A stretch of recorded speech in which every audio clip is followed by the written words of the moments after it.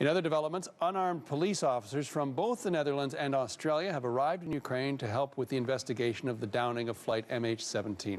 Ellen Morrow is following the developments from London and joins us now. So, Ellen, what is the latest on the situation? Well, John, those officers were in Kharkiv today, a government-controlled city hours away from the crash site. Now, according to Dutch media, they haven't actually made it to the site today because of safety concerns. The crash site, of course, is controlled by pro-Russian rebels, so it's a challenging environment. But when and if they eventually do get there, one of their main jobs will be helping to protect the investigators on site. The idea is that if the crash site is safer than it has been, the investigation can gain some momentum, that more investigators will be able to go, and that they'll be able to stay for longer periods of time. Now, that's important because so far this investigation has been painfully slow. It's been plagued by a lack of security, reports of looting, and heavy ongoing fighting in the area. And perhaps worst of all, there are still human remains on the site. Here's what Australian Prime Minister Tony Abbott had to say about that earlier today.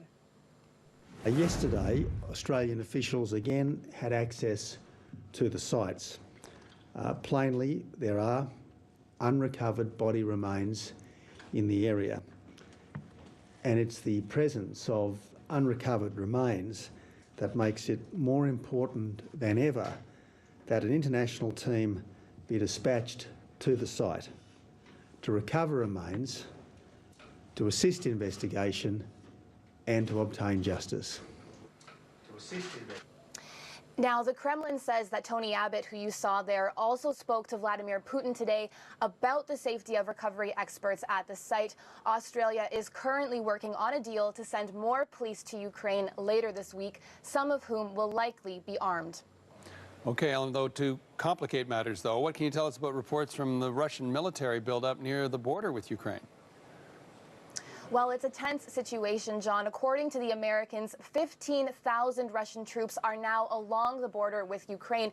The Americans also said this week that artillery attacks against Ukrainian targets had actually been launched from Russian territory, and that the Russians were preparing to supply the rebels with powerful rocket launchers. And that behavior, of course, is exactly the opposite of what the international community wanted Russia to do in the wake of MH17.